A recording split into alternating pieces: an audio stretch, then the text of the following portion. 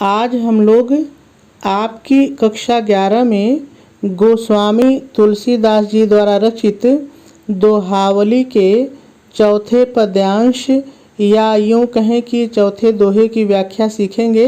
इसके पहले हम लोगों ने इसके 3 दोहे की व्याख्या सीख भी ली है। बहुत ही सरल है। यदि आप थोड़ा सा भी ध्यान देंगे तो इस दोहे की व्याख्या और इस दोहे पर आधारित जितने भी प्रश्न आपकी परीक्षा में पूछे जाएंगे उन सभी का उत्तर आप बहुत आसानी से लिख लेंगे, कहीं भी कोई दिक्कत नहीं होगी। सबसे पहले हम लोग हमेशा की तरह इस दोहे को पढ़ेंगे और इसमें जितने भी शब्द आए हैं पहले इन सभी शब्दों का सरल अर्थ देख लेंगे, फिर व्याख्या करेंगे। चरण, चरण का मतलब होता है चरण या पैर। चरण माने चरण या पैर। चोंच, सरल है, ऐसे ही रहेगा। ये पक्षियों में या चिड़िया में जो चोंच पाई जाती है उसी की बात हो रही है, ऐसे ही रहेगा। लोचन, लोचन माने होता है आँख। लोचन माने नेत्र या आँख, कोई भी एक ले लीजिए, ठीक है। रंगव मतलब रंग ले। रंगव मतलब रंग ले, ठीक है। चलो, चलो मतलब चलने लगे। चलना, चलो माने चलना, तो चलने लगे जैसा भी वाक्य में बैठे। मराली, मराली माने होता है हंसिनी। मराल माने हंस होता है और मराली माने हंसिनी, ये भी एक पक्षी है, ठीक है। चाल, सरल है, ऐसे ही रहेगा चाल। क्षीर, क्षीर माने होता है दूध। क्षीर माने दूध। नीर, नीर माने पानी। नीर माने पानी। विवरण, विवरण का मतलब होता है अलग करना। विवरण माने अलग करना। समय, सरल है, समय जान रहे हैं, टाइम, समय ऐसे ही रहेगा, ठीक है। बक, बक माने होता है बगुला, जिसको आप बकुला कहते हैं, तो बगुला, ठीक है, ये भी एक पक्षी है। उघरत, देखिए एक उघार शब्द होता है तो उघार से ही उघरत बना है। इसका मतलब होता है भेद खुल जाना या पोल खुल जाना या वास्तविकता का पता चल जाना। तो 3 में से कोई भी एक लेकर के आप व्याख्या कर सकते हैं जिससे आपका वाक्य अच्छा बन जाए, ठीक है। तेहि, तेहि माने उसी या उस, 2 में से एक जैसा वाक्य में बैठे, उसी या उस। काल, काल माने समय। काल माने समय। तो सभी शब्दों के सरल अर्थ हो गए। अब हम लोग को व्याख्या करनी है, लेकिन व्याख्या से पहले थोड़ा सा हम लोग संदर्भ और प्रसंग की बात कर लेते हैं, फिर व्याख्या करते हैं। तो सबसे पहले हम लोग संदर्भ की बात कर लेते हैं। यदि संदर्भ की बात की जाए तो देखिए, मैं जब इसका पहला दोहा आपको पढ़ा रहा था तो वहाँ पर मैंने आपको संदर्भ बताया था, ठीक है। और वह संदर्भ दोहावली के सभी दोहों के लिए होगा। देखिए, किसी भी एक कविता के लिए संदर्भ बदलता नहीं है, संदर्भ पूरा वही रहता है, ठीक है। प्रसंग बार बार बदल जाता है। तो चलिए हम लोग प्रसंग को लिख लेते हैं। और एक चीज़ आपको पता है कि एक पद्यांश का प्रसंग कई प्रकार से लिख सकते हैं, कई तरह से लिख सकते हैं, लेकिन हम कोशिश यही करते हैं कि किसी भी दोहे में कोई भी छंद हो, दोहा छंद हो या कोई भी पद्यांश हो, उसमें जो मुख्य बात हो उसी को हम लोग प्रसंग बनाते हैं। तो चलिए प्रसंग लिख लेते हैं। आप प्रसंग हेडिंग डालेंगे, डैश डालेंगे और डैश डाल करके लिखेंगे, प्रस्तुत पद्यांश में कवि गोस्वामी तुलसीदास जी ने बगुले और हंस के दृष्टांत के माध्यम से बताया है कि बनावटीपन कभी भी वास्तविकता का स्थान नहीं ले सकता है। और आपका प्रसंग पूरा हो जाएगा। चलिए अब हम लोग व्याख्या की बात करते हैं, लेकिन व्याख्या से पहले थोड़ा सा इसकी व्याख्या को आप ऐसे ही मुझसे सुन लीजिए, फिर जब हम लोग व्याख्या करने लगेंगे तो आसानी से समझ में आ जाएगा।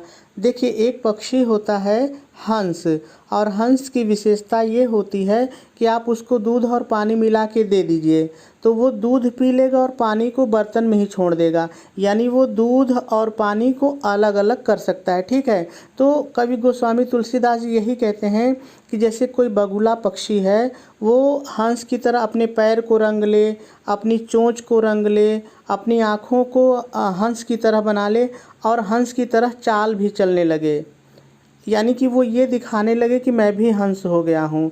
लेकिन जब दूध और पानी को अलग करने का समय आएगा तो वो बगुला जो है दूध पानी को अलग नहीं कर पाएगा और उसकी वास्तविकता का पता चल जाएगा।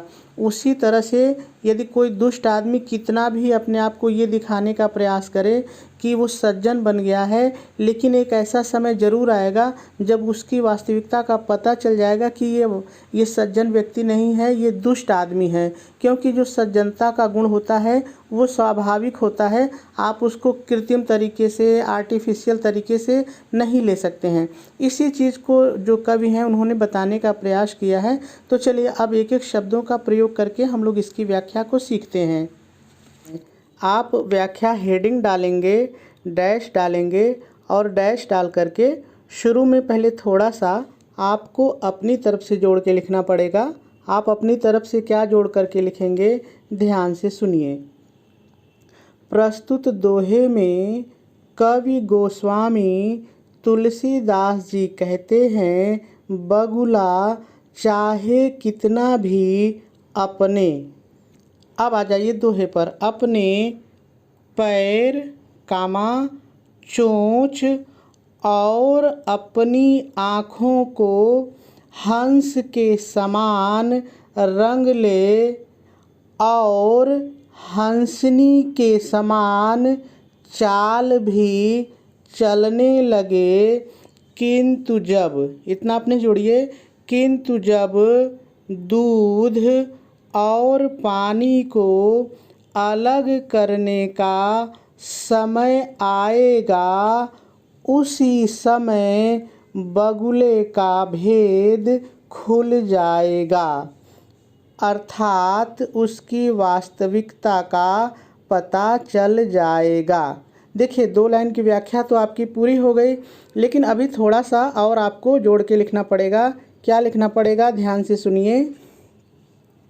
कवि के कहने का आशय है, जिस प्रकार से बगुला बनावटीपन से हंस नहीं बन सकता है, उसी प्रकार से दुष्ट व्यक्ति भी भले ही सज्जनों की तरह वेशभूषा धारण कर ले, किंतु वह कभी भी सज्जन व्यक्ति नहीं बन सकता है।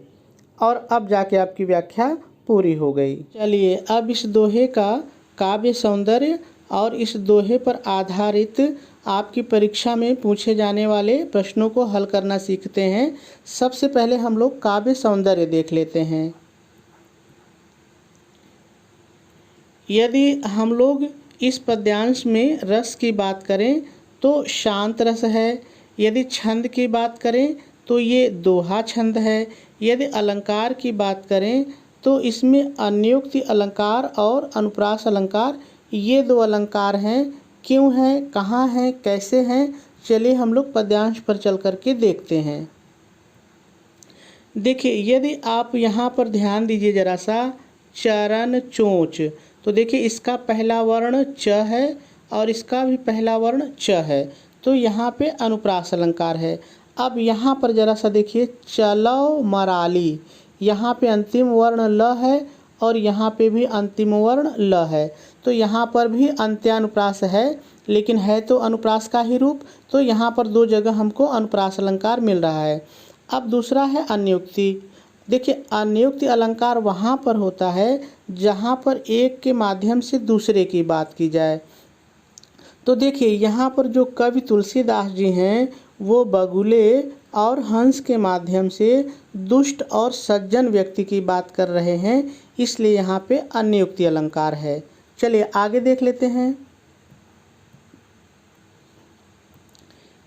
देखिए यदि भाषा की बात करें तो इसमें ब्रज भाषा है, यदि शैली की बात करें तो मुक्तक शैली है, गुण की बात करें तो प्रसाद गुण है, और यदि इस पद्यांश में शब्द शक्ति की बात करें तो अभिधा और लक्षणा है। चलिए अब इस दोहे पर आधारित प्रश्नों को हल करना सीखते हैं। सबसे पहले हम लोग देख लेते हैं कि प्रश्न आखिर पूछा कैसे जाता है। तो देखिए प्रश्न इसी तरह से पूछा जाएगा, उपर्युक्त पद्यांश को पढ़कर दिए गए प्रश्नों के उत्तर दीजिए। और 5 प्रश्न दिए रहेंगे। वो 5 प्रश्न ये भी हो सकते हैं जो मैंने लिखे हैं, इससे अलग भी हो सकते हैं, क्योंकि एक ही पद्यांश पर बहुत सारे प्रश्न बन सकते हैं। लेकिन यदि आपने संदर्भ, प्रसंग, व्याख्या, काव्य सौंदर्य सब कुछ समझ लिया है तो सारे प्रश्नों के उत्तर आप लिख लेंगे, कहीं कोई दिक्कत नहीं होगी। तो चलिए मैं एक एक प्रश्न पढ़ता हूँ और आपको उत्तर भी बताने का प्रयास करता हूँ। पहला प्रश्न है, प्रस्तुत दोहे में कवि हंस और बगुले के दृष्टांत द्वारा क्या स्पष्ट करना चाहता है। आप उत्तर डालेंगे और लिखेंगे, प्रस्तुत दोहे में कवि हंस और बगुले के दृष्टांत द्वारा स्पष्ट करना चाहता है कि बनावटीपन कभी भी वास्तविकता का स्थान नहीं ले सकता है। और आपके पहले प्रश्न का उत्तर हो जाएगा। चलिए दूसरा प्रश्न पढ़ते हैं। शीर नीर विवरण समय बक उघरत तेहि काल, पंक्ति का आशय स्पष्ट कीजिए। तो चलिए इसका उत्तर लिख लेते हैं। आप उत्तर डालेंगे और लिखेंगे, क्षीर नीर विवरण समय, इतना पहले उतार लेंगे, जैसे है वैसे उतारेंगे। क्षीर नीर विवरण समय बक उघरत तेहि काल, पंक्ति का आशय है कि जिस तरह से दूध और पानी को अलग करते समय बगुले की वास्तविकता का पता चल जाता है, उसी प्रकार से समय आने पर दुष्ट व्यक्ति द्वारा सज्जन बनने की वास्तविकता का भी पता चल जाता है। और दूसरे का भी उत्तर हो जाएगा। चलिए तीसरा देखते हैं। प्रस्तुत पद्यांश की अलंकार योजना पर प्रकाश डालिए। यानी प्रश्न पूछ रहा है कि इस दोहे में या इस पद्यांश में कौन सा अलंकार है। तो देखिए मैंने आपको बताया कि 2 अलंकार हैं, और आपको जो अनुप्रास अलंकार है पहले उस लाइन को लिखना है, उसके बाद आपको बताना है कि वहाँ पर अनुप्रास अलंकार क्यों है। और उसी तरह से अनियुक्त अलंकार भी आपको बताना पड़ेगा कि बगुले और हंस के माध्यम से कवि दुष्ट और सज्जन व्यक्ति की बात कर रहे हैं, इसलिए अनियुक्त अलंकार है। ठीक है, चलिए अगला देखते हैं। क्षीर नीर में कौन सा समास है। तो देखिए क्षीर नीर में जो है द्वंद्व समास है। देखिए जैसे माता पिता है ना, धरती आकाश, तो द्वंद्व समास है। द्वंद्व समास की एक पहचान मैं आपको बता देता हूँ। देखिए द्वंद्व समास में जो पहला और दूसरा योजक के अगल बगल जो पद होते हैं एक दूसरे के विलोम होते हैं। देखिए दूध पानी, जैसे माता पिता, है ना, तो इसमें द्वंद्व समास है। ठीक है, चलिए अगला प्रश्न देखते हैं। 5वां प्रश्न है, रेखांकित अंश की व्याख्या कीजिए। तो चलिए पद्यांश पर चलते हैं, देखते हैं कहाँ पे रेखा है और व्याख्या करते हैं। देखिए यहाँ पर ये लाइन आपके अंडरलाइन है, इसी की व्याख्या करनी है। लेकिन आपको थोड़ा सा ध्यान यहाँ पर ये देना है कि दोहे में भले ही एक लाइन में अंडरलाइन है, लेकिन आप दोनों लाइन की व्याख्या लिख देंगे, क्योंकि एक लाइन की व्याख्या आप लिखेंगे तो अधूरी लगेगी। ठीक है, तो दोहा जितना भी आए उसमें यदि एक लाइन अंडरलाइन कोई भी है तो भी आप दोनों लाइन की व्याख्या करेंगे। हाँ, आप चाहें तो थोड़ी सी चालाकी कर सकते हैं। चालाकी करने का मतलब ये है कि जैसे मैं आपको बता रहा हूँ, आप हेडिंग डालेंगे रेखांकित अंश की व्याख्या, डैश डालेंगे, और जैसे मैंने आपको शुरू में बताया था वैसे व्याख्या सेम वैसे ही शुरू करेंगे। प्रस्तुत दोहे में कवि गोस्वामी तुलसीदास जी कहते हैं, बगुला चाहे जितना भी अपने, उसके बाद आज ये लाइन पर, अपने पैर कामा चोंच और आँखों को हंस के समान रंग ले और हंसनी के समान चाल भी चलने लगे। देखिए इतना ही अंडरलाइन है, चाल भी चलने लगे। तो इतने के नीचे आप भी व्याख्या में अंडरलाइन कर दीजिएगा, ठीक है। तो परीक्षक समझ जाएगा कि ये जो अंडरलाइन है ये अंडरलाइन की व्याख्या है। या आप पहली लाइन की जो व्याख्या है वो दूसरे रंग की पेन से करिए और जहाँ अंडरलाइन नहीं है उसको दूसरे पेन से करिए, इतना आप कर सकते हैं, ठीक है। चाल चलने लगे, किंतु आगे देख लीजिए, किंतु दूध और पानी को अलग करने के समय बगुले का भेद खुल जाता है, ठीक है। पूर्ण विराम लगाएंगे और यहीं पर आप जो है अपनी व्याख्या को रोक देंगे। जो मैंने पहले की व्याख्या में आपको और बताया था वो नहीं लिखेंगे, बस इतना करके रोक देंगे, ठीक है। तो मेरे ख्याल से बात आपको समझ में आ गई होगी।